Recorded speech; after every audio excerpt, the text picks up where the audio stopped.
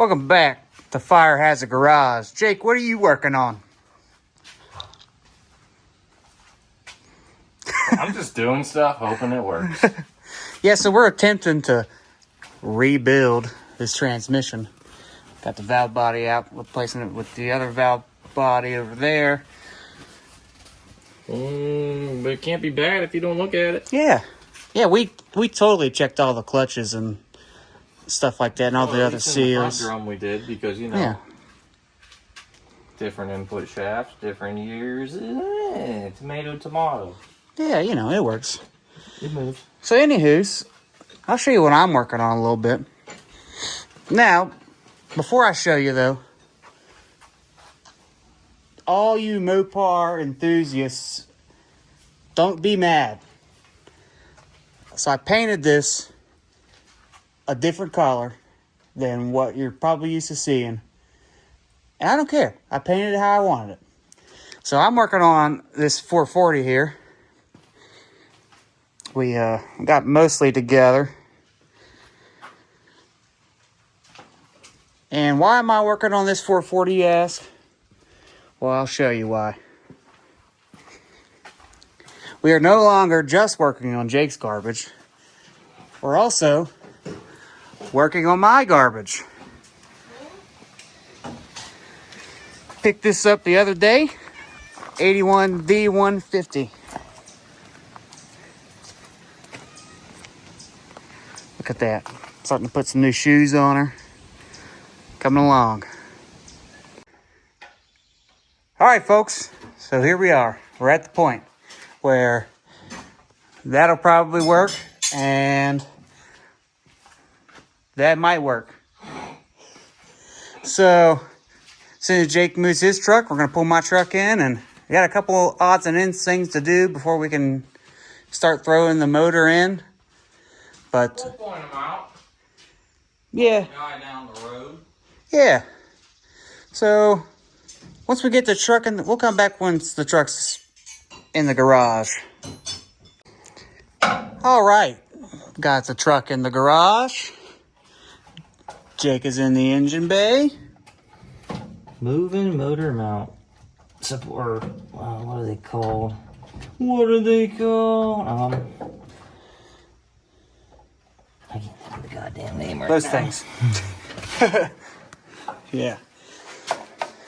Depending on what engine you're putting in these, is depending on the hole they go in. There's like 2 or 3 different holes in the frame right here. If you're putting a big block in these, you gotta, especially the 80s trucks, they never came with big blocks, so you gotta move these, which usually people just, yank these out with the engine. The last guy didn't do that, so thanks. Yeah. It's gonna be easier to do with the impact on the floor. I'll leave you to that. Okay. But yeah, we also had to change the engine wiring harness. Thank God, Josh is friends with the hoarder. Yeah.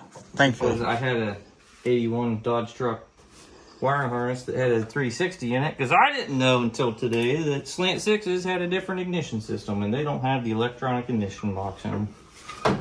So we swapped that already. That was quick, easy. Yeah. So Oh! if you have a truck with a slant six, you need an engine harness. At least for 81. I don't know about the other years. They put them in them to like 90, 86. I don't know, somewhere in there. Yeah. All right, so we're going to do that real quick, and then we'll get back with you.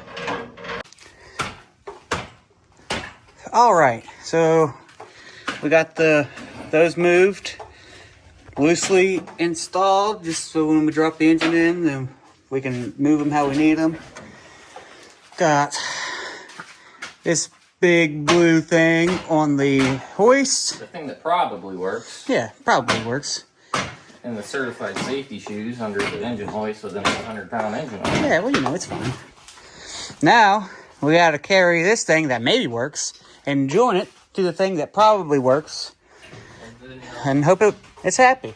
The truck might move. We'll see. Probably won't move, but it's definitely going to start, hopefully. We might not have a drive shaft. We don't know yet. Yeah, we have to see. We still got to do brakes and everything. That might be a next time visit. Oh, Jake's Tech tip. 2-wheel drive and 4-wheel drive Dodge truck motor mounts are different, if you didn't know. Yeah. Josh doesn't know. I know now. Now you know, after you painted them. Wrong ones. Yep. Okay, so, yeah, we're gonna... Oh, highly recommended. Oh, engine yeah, jack. absolutely. Makes it so nice. That was worth every bit of the $120 it cost. Yes. All right, so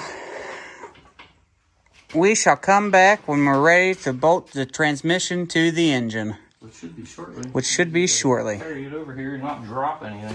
Yes. All right, so we got the transmission on. Now we're just lining up the flex plate with the torque converter. We went ahead and did ourselves a favor, and we put a little primer on the flex plate and the torque converter when it was out to line us up. So we're gonna put that on and then we'll be ready to throw it in. All right, so we got it on the hoist, got the transmission on finally, got the headers on after 2 hours of screwing with a snapped stud. That we forgot about. Yeah. Because we tore it apart. Last summer? Yeah, last summer. Tore it apart and it bit us. It sucked. But here we are. Yeah, so I'll probably set up the tripod and we'll slam this thing in. We're also missing a transmission cross member. Yep. Minor details. Yeah. We'll just ratchet strap it in. Forever. Yeah, absolutely. All right, we'll come back whenever we're throwing it in.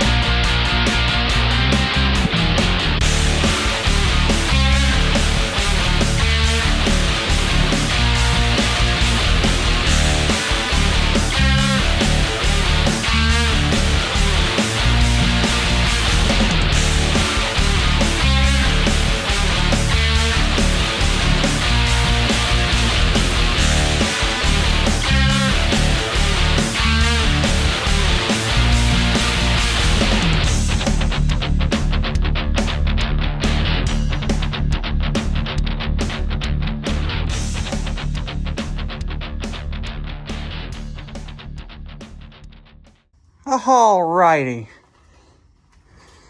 Well, it's in. We just gotta put the nuts on the motor mounts, tighten everything up, strap up the transmission, and the install will be done. Doing God's work. Yeah. Big block swap the world. Yeah. I just can't wait to run this thing.